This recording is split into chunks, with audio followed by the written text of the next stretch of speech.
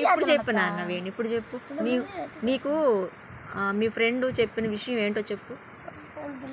అర్థమయ్యేటట్టు చెప్పాలి నాకు. నాన్న కాలు పక్కది చెర్రి చెప్పు. వాడికి ఎన్నిసార్లు చెప్పాను పెద్దమ్మ అని రా అని, వాడు అత్తనే పిలుస్తున్నాడు. చెప్పు, మీ ఫ్రెండ్ ఏం చెప్పాడు? నరకానికి వెళితే మా రాజు రాసింది మీరే కదా, అందుకని మమ్మల్ని ఎంత శిక్షిస్తాడు. ఎవరు రాశారంట? దేవుణ్ణి. అందుకని మమ్మల్ని ఎంత శిక్షిస్తాడు, మీరు మమ్మల్ని వదిలేయండి అన్నాడు అని చెప్తాడు అంటున్నా వాడు. అవునా? అప్పుడు నేను చెప్పనా?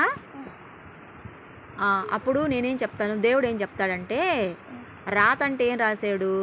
మిమ్మల్ని నేను మంచిగా పుట్టించాను, కల్మషం లేని పిల్లలుగా పుట్టించాను కదా, చిన్న చిన్న పిల్లల్ని. కానీ మీరు ఎదిగే కొంది నా వైపు చూడు, ఎదిగే కొంది దేవుడు మిమ్మల్ని ఓకులాటాడమని చెప్పాడా?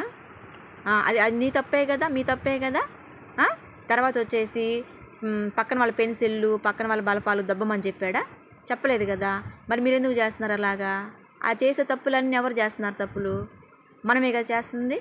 మరి దేవుడు మనల్ని మంచిగా కల్మషం లేకుండా, నా వైపు చూడు, నువ్వు అడిగిన దానికి సమాధానం చెప్తాను. మీ ఫ్రెండ్ చెప్పాడు కదా, అంటే మా గీతలు గీసింది, మా రేఖలు గీసింది మీరే కదా అని చెప్పాడు కదా. అవును కదా? అయితే కాదు నాన్న. ఓకే వేణు నా వైపు చూడు చెర్రి. కాదు నాన్న, ఇప్పుడు మీ ఫ్రెండ్కి శిక్షిస్తే నేను ఇట్లా అడుగుతానని అన్నాడు, కానీ దేవుడు కూడా అడుగుతాడుగా. మరి మీరు ఇన్ని తప్పులు ఎవరు చేయమన్నారు మిమ్మల్ని?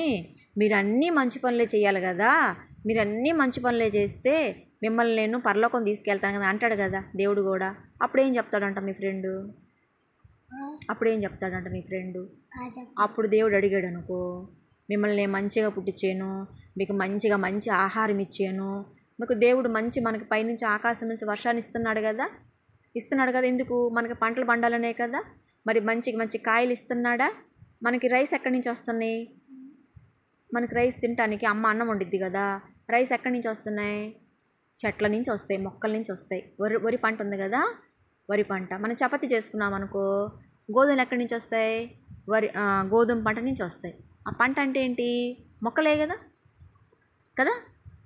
దేవుడు అందుకే మనకి మంచి భోజనం పెట్టి మంచి బట్టలు ఇస్తాడా? బట్టలు ఎక్కడి నుంచి వస్తున్నాయి? చెట్ల నుంచే వస్తాయి. తెలుసా మీకు? పత్తి పండిద్ది చెట్లకి.